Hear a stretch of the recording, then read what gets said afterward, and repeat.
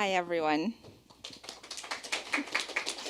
Yeah, actually, I want to congratulate you that you're heroes. You stayed here until this time and you came for a lecture almost at 6 p.m.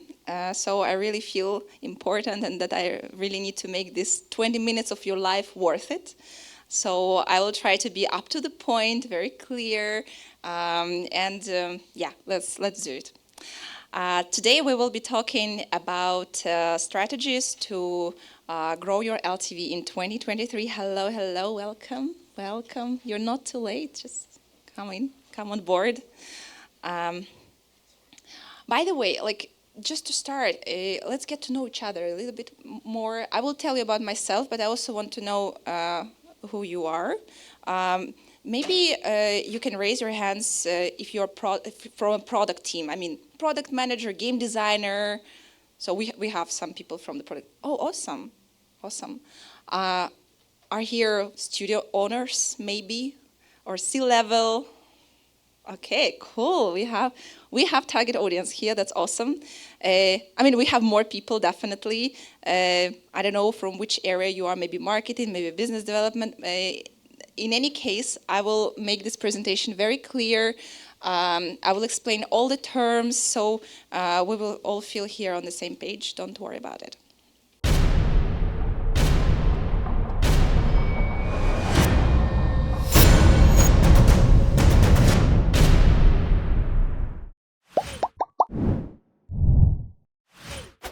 So what to expect today? I will share with you some battle-proven tactics for LiveOps, and I will support them by real cases from the experience of our clients, Hot Siberians, who were kind enough to share these cases and data with us. Yeah, a few words about myself. I've been in the gaming industry for the last 7 years, helping game developers to better monetize their games. Today, I'm the head of growth at Balancy, which is a LiveOps platform to grow LTV.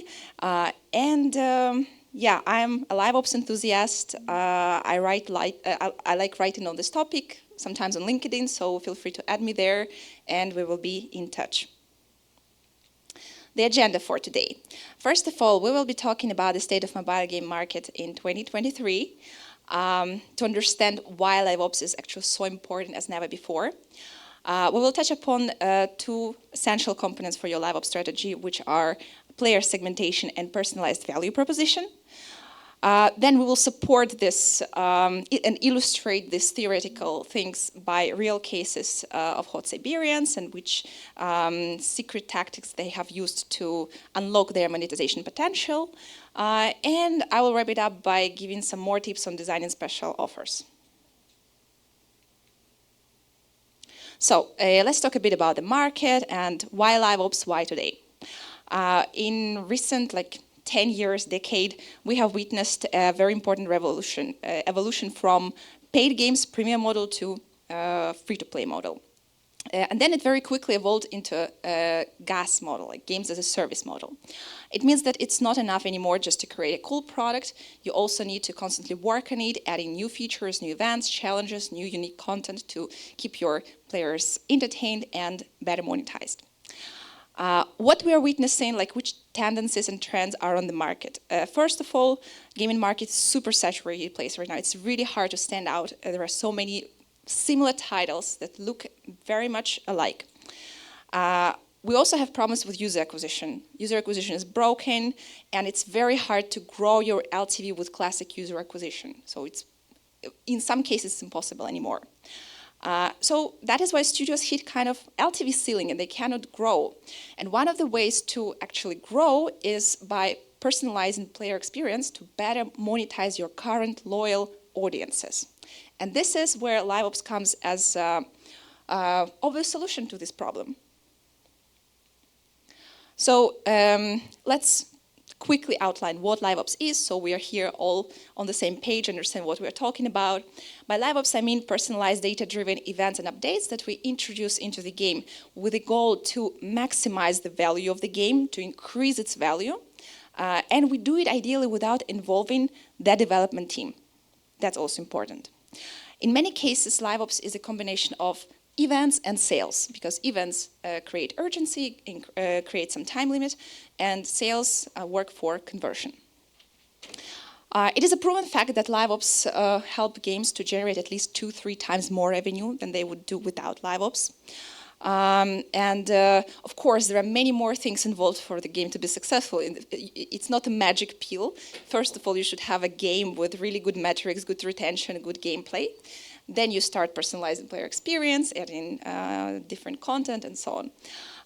But for now, for the beginning of this presentation, I want to focus on why LiveOps is important, so I will illustrate it by a couple of facts, a couple of statistics, which you can see on your screen. This is a really, really cool report by Sensor Tower about the state of mobile gaming in 2023. And one of the key insights there was that LiveOps is a key monetization and retention structure for top 10 grossing games, like the games that actually generate the most revenue in the world. They all have LiveOps as a key monetization and retention structure. And one curious fact also from the same report is that if we take, like, let's say, one genre, action games, on average, an action game with LiveOps can generate 30 times more revenue, like 30 times more revenue than a game without it. And if you look at this chart closer, you will see that 66% of action games actually do not use LiveOps. So this looks like a window of opportunity.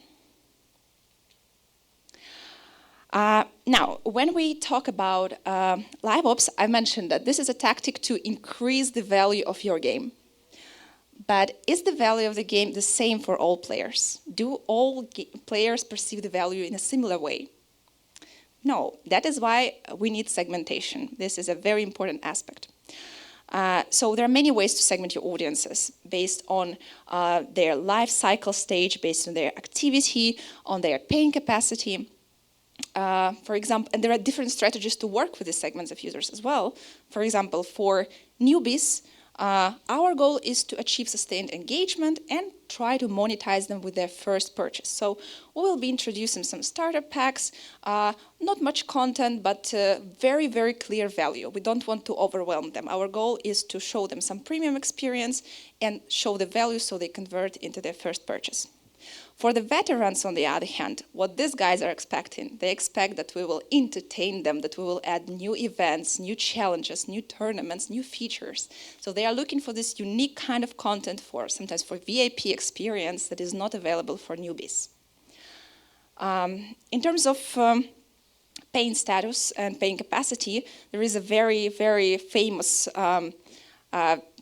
segmentation type, which is minnows, dolphins, and whales. You probably have heard about it. It's the segmentation based on the size of payments that users paid in your game. And it's an amazing strategy that you can use for personalizing pricing in the game. I will show you later in this presentation how we did it in a real example, and you will see the results as well. So talking about segmentation, just quickly mentioning also the personalized value proposition. So personalized value proposition, that means that to different players you would be offering different offer combination, different messaging, price, and highlights. For example, you may have, I don't know, Mike from USA and Monica from Poland, and they will have different likelihood to churn. They will have different paying capacity. The interaction with the game will be different. So ideally, they would get different offers and different events in the gaming experience. Now, let's go to practice. So we have outlined some theory. Now let's see how these principles can work in practice. On the example of a game by the studio Hot Siberians, the game is called the Idle Forces Army Tycoon. This is an idle clicker tycoon game. You can download it, you can check it on the Google Play App Store, it's available. So the goal of this game is you expand your base, you train soldiers, you provide them with allowances, basically you take care of them, give them places to sleep, some food, and they complete some missions, and basically this is how the gameplay works. But we will focus on the monetization part and how they work with special offers. So they have conducted a series of monetization experiments which help them to unlock their LTV growth. This is the first experiment. The goal of this experiment was to convert non-paying users into their first payment. We have noticed that this game has a lot of players that are watching rewarded ads, like dozens of rewarded ads, sometimes hundreds of rewarded ads, but they never pay. So we decided we're going to help these guys to convert. And what we have done, we have created this kind of script. I will explain you what the script means. We were waiting 50 rewarded ads watches, and we were offering them an offer, this one, which was an offer to remove ads, and it additionally gave some golden bars as well. This offer had the highest price. Now, what happens if a user buys this offer? The script finishes. But what happens if the user doesn't convert? We redirect them to the next node, where we wait 100 rewarded ads, and we offer them the next offer. This next offer has a better price. It gives also more value. It gives 400 golden bars. If users buy it, again, the script finishes. If they don't buy, we wait again and again and again. So basically, we wait until these users convert, and every time we provide them with better pricing and better value of the offer. This strategy worked pretty well. Of course, there was A/B testing involved as well. It's not like we've chosen this offer, this pricing, and that's it. We also tested these offers and looked which work and which do not work. This is the second experiment, and it's about player segmentation by paying capacity, which I have mentioned previously.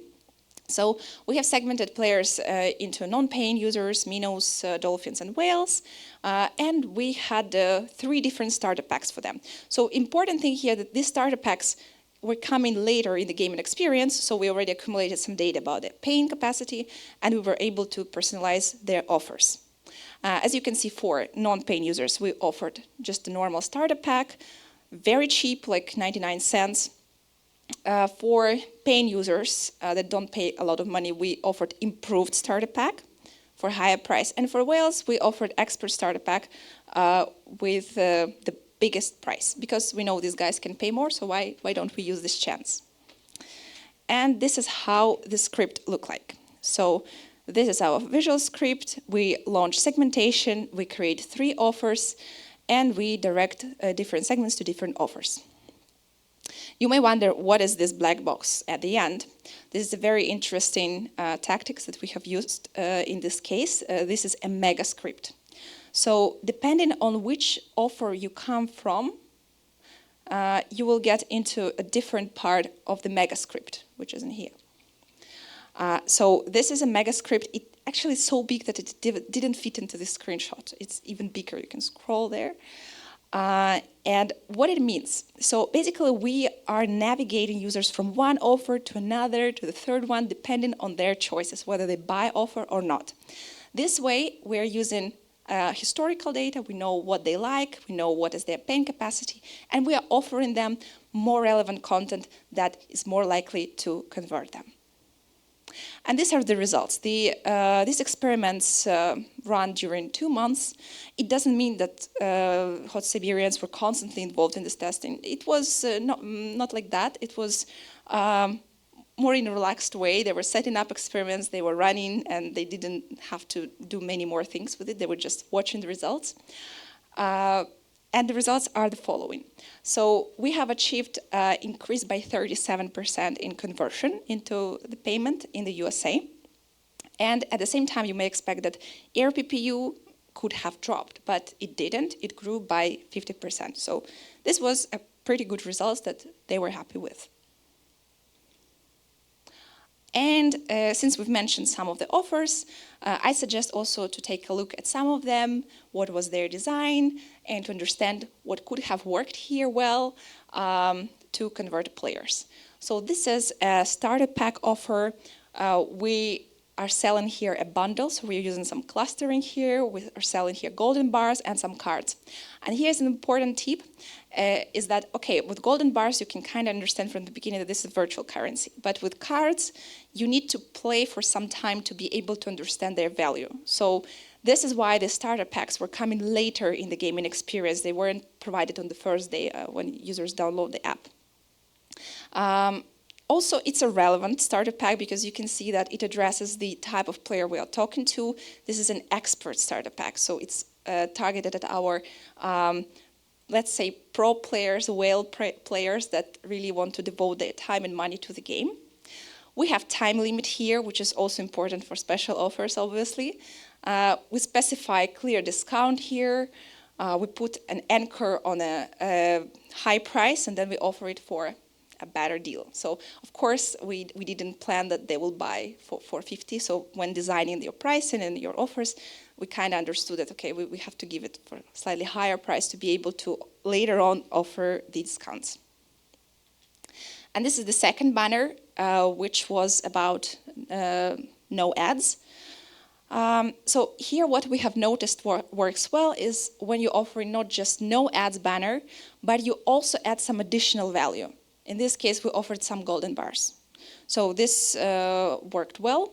And as well, you can stimulate urgency by some text like last chance, hurry up, and so on.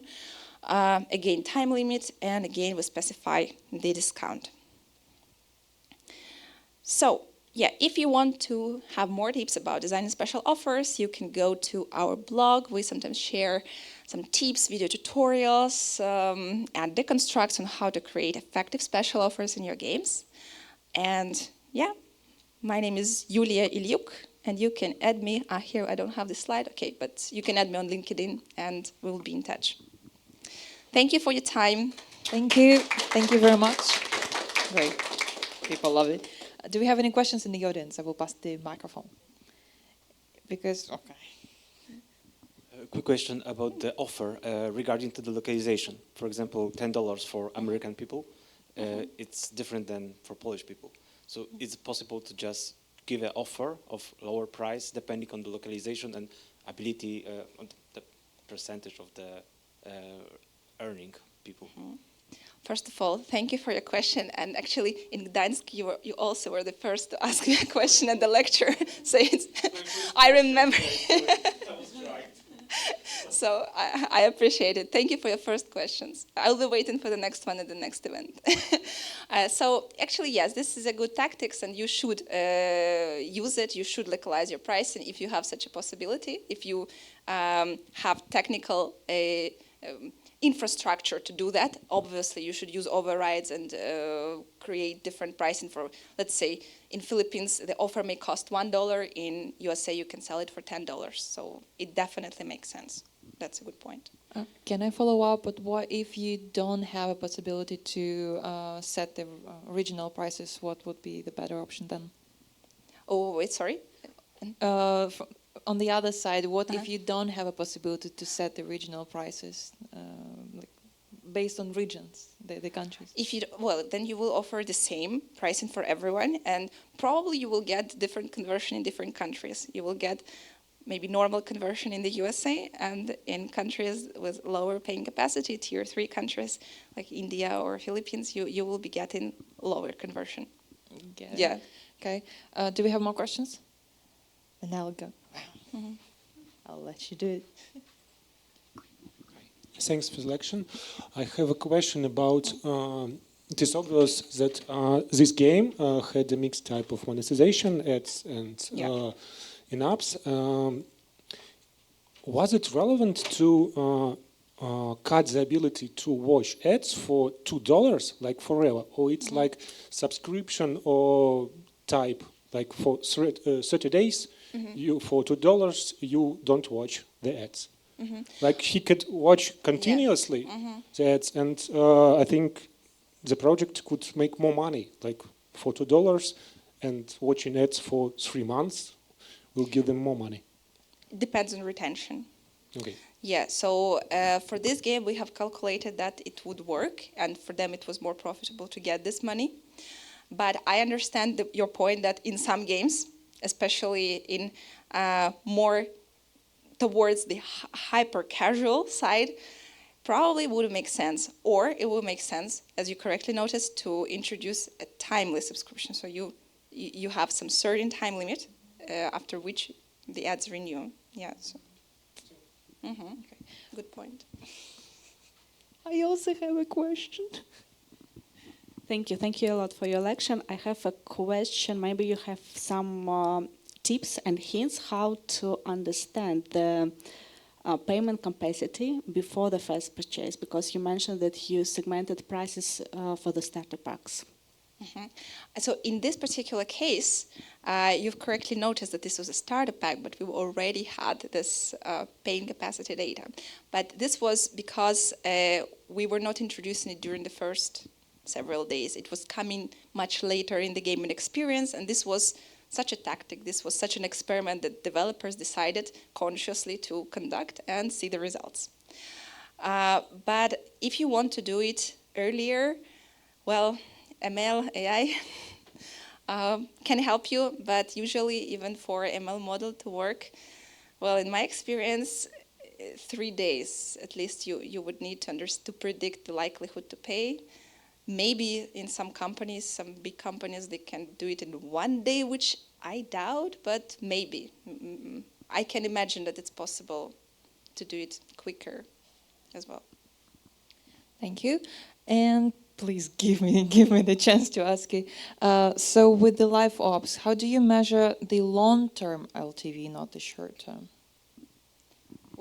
How would you measure the long-term LTV with the LiveOps? That's a tricky one. Well, with analytics. Yeah. But in which way would you do it? Well, obviously, when you're launching a game, you have analytics tool integrated, be that a ready solution or some in-house BI. That's a must-have. You will have it, and you will be able to just calculate the LTV by monitoring the experience of your players, how they pay, and what is their retention. And yeah, or do you mean about predicting LTV? That's also possible. Yeah, about more predicting LTV, like the long term of the current LiveOps that you started. Yeah, prediction models. So you either develop them, you either develop them, or as well there are tools ready on the market where you can predict your LTV, and you know what's your future monetization will be for a particular segment of users. Okay. But you need a lot of data for that. Like, it wouldn't work on small projects. Yeah, understood. Thank you very much.